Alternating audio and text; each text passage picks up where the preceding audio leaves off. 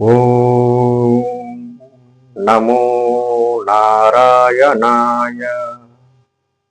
హరి ఓం తత్సత్. ఇప్పుడు మనం శ్రీ వెంకటేశ్వర స్వామి యొక్క దివ్య చరిత్రని రెండో భాగం చెప్పుకుంటున్నాం. ముందుగా ఈ వీడియో చూసేవాళ్ళు సబ్స్క్రైబ్ చేయండి, లైక్ చేయండి, బెల్ ఐకాన్ కొట్టండి. సబ్స్క్రైబ్ చేయని వాళ్ళు ఎవరైనా ఉంటే కనుక చేయండి, ఒకసారి చేస్తే సరిపోతుంది. లైక్ మట్టుగా ప్రతి వీడియో చూసినప్పుడు లైక్ చేయండి, మీ యొక్క అభిప్రాయాన్ని తెలియచేయండి.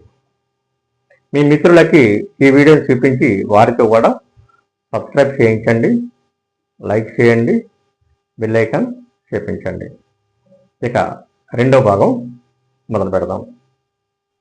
పూర్వం శ్వేతవరాహ కల్పం మొదట్లో ఈ విశాల విశ్వం యావత్తు ప్రళయ సముద్ర జలంలో మునిగి ఉండేది. అంతకుముందు జరిగిన ప్రళయంలో సమస్త ప్రపంచము మునిగి జీవరాశులను నశించిపోయి బ్రహ్మకు రాత్రి కాలం రాగా బ్రహ్మదేవుడి యోగంతో అంతర్ముఖుడై యోగ నిద్రలోకి ప్రవేశించాడు. అలా చీకటితో సూర్యోదయమే లేకుండా రాత్రింబగళ్ళు అనే భేదం కూడా లేకుండా కాలం జరగటమే కనిపించని, అంటే సంవత్సరము, మాసము, దినము, పూర్ణిమ, అమావాస్య ఇటువంటి నెలలు కానీ లేకుండా కాలగతి మొత్తం స్తంభించిపోయి సమస్త చీకటిలో మునిగి ఉండిపోయింది. అలా 1000 యుగముల కాలం దాకా ఆ బ్రహ్మ ప్రళయ కాలం ఉండింది. కొంతకాలానికి ఆ ప్రళయ కల్పం పూర్తి కాగా భగవంతుడైనటువంటి విష్ణుమూర్తి బ్రహ్మను నిద్ర నుండి లేపతలకి ప్రాణస్వరూపంతో ఒక చిన్న అణువు వంటి ఆకారం ధరించి అతడి శ్వాస నుంచి బయటికి వచ్చి ఆకాశంలో నిలబడ్డాడు.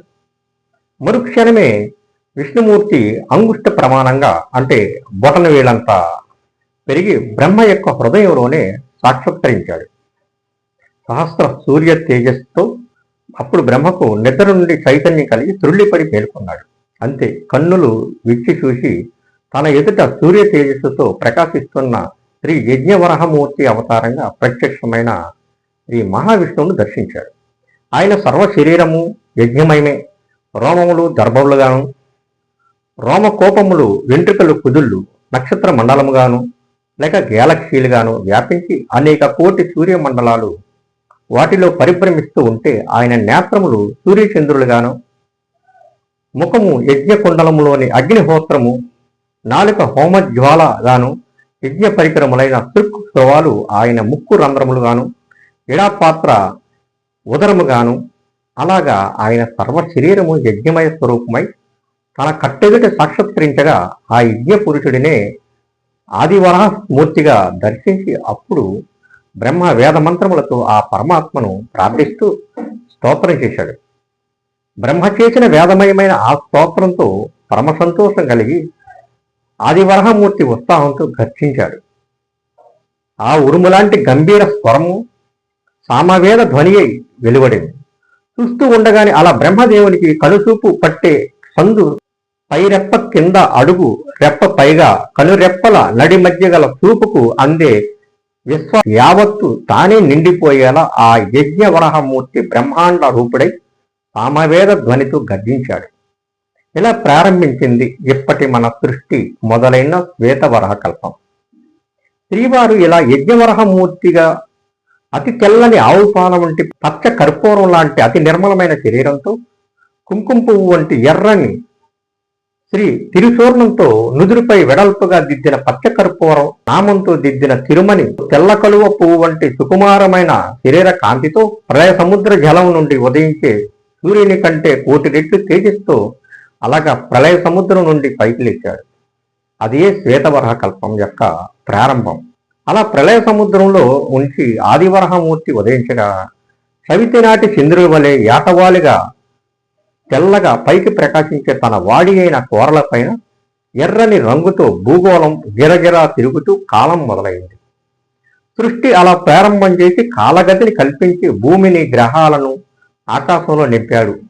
ఇలాగా జలము నుండి యజ్ఞవరహమూర్తి భూదేవిని ఉద్ధరించి తన పని పూర్తి కాక బ్రహ్మదేవుని సృష్టి కార్యం తిరిగి అతడికి అప్పగించి తాను తన నిజస్వరూపాన్ని మళ్ళీ తగ్గించుకొని భూమిపైన అతి పవిత్రమైన భూలోక వైకుంఠమైన శ్రీ శ్రీ తిరుమల పర్వతంపై సమస్త తీర్థములకు రాజైన తీర్థస్వామి అనబడే స్వామి పుష్కరిణీ తీరం వద్ద తెల్లని అడవి పంది రూపంలో శ్వేతవరహ కల్పం గనుక వరాహస్వామి విగ్రహంగా వెలిసి ఇప్పటి రూపం వచ్చినది.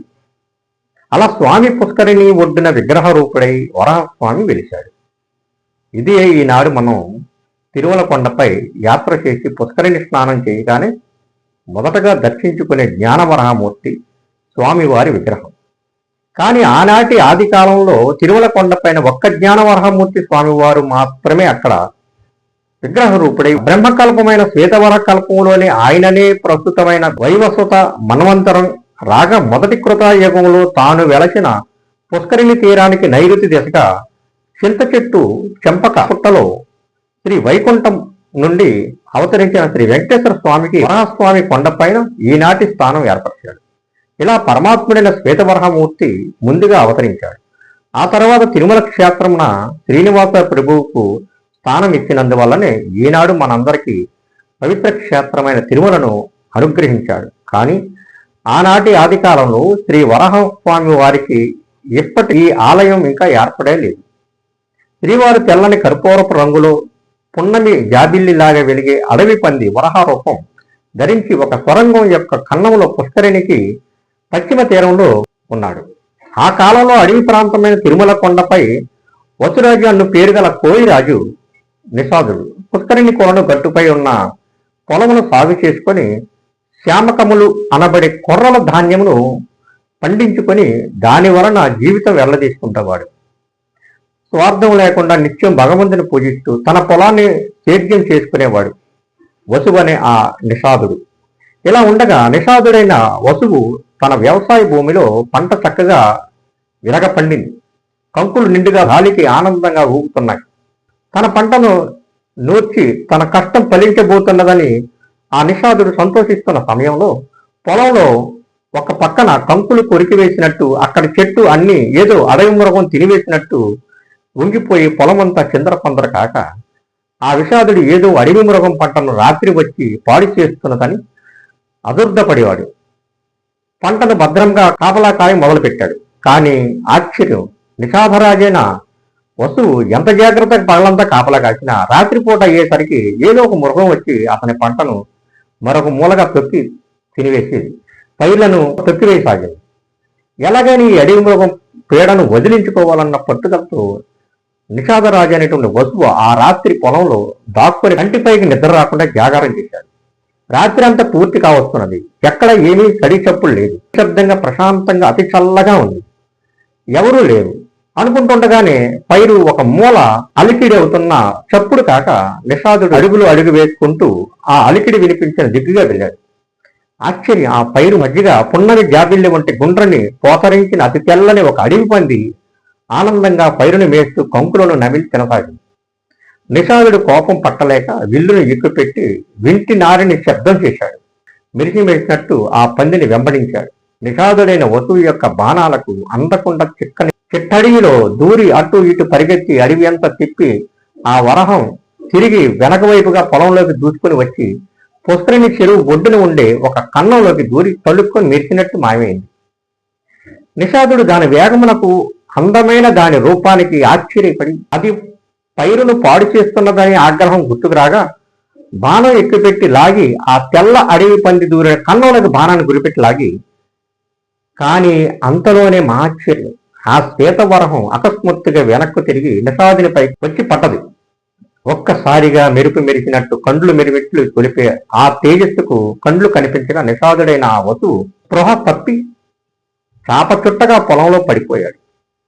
కొంతసేపటికి ఆ నిషాదరాజు కొడుకైన వీరుడు తండ్రి కోసం వెతుక్కుంటూ పొలం వైపుకు రాగా దూరం నుంచే తెల్లని ఆ రూపం తన తండ్రిపైకి ఉరకటం, తండ్రి దాంతో స్మారకం తప్పి పడిపోవడం గమనించి పరుగు పరుగున వచ్చి భక్తుడవటం చేత ఆదివరహస్వామి లీలగా భావించి వెంటనే చేతులు మోడ్చి భక్తితో శ్రీ లక్ష్మీపతి అయిన శ్రీ లక్ష్మీవరహస్వామి వారిని ఇలా ప్రార్థించాడు.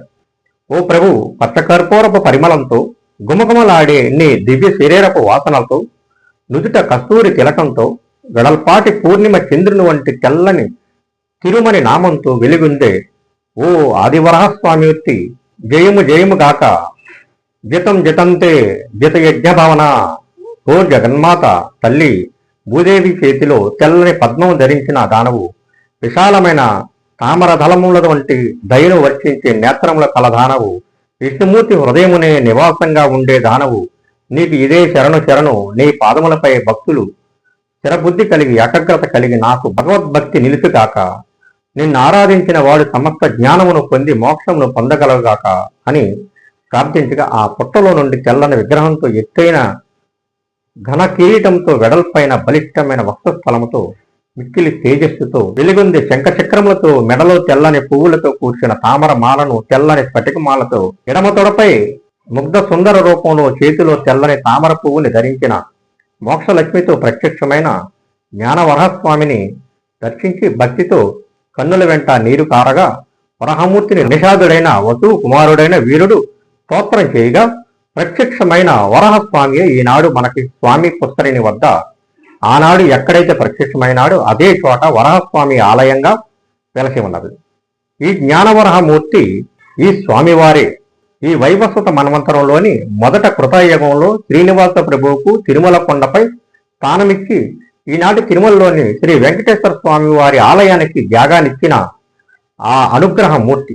అలాగా వసురాజు మూర్తిల్లిన తర్వాత వీరిని స్తోత్రంతో అనుగ్రహించిన వరహమూర్తి అతడిని అనుగ్రహించడానికి తాను అలా ప్రతిరోజు అతడి పొలంలో కంకులను తిని తన దివ్యలీలను అతడికి అనుగ్రహంగా చూపానని తెలిసి త్వరలోనే వైకుంఠవాసుడైన శ్రీమన్నారాయణుడు స్వామి పుష్కరిణిపై విగ్రహంగా అర్చ విగ్రహంగా నిలుస్తాడని తెలిపి అక్కడనే వరహమూర్తి ఆలయం ఉన్న చోట ఉద్భవించాడు.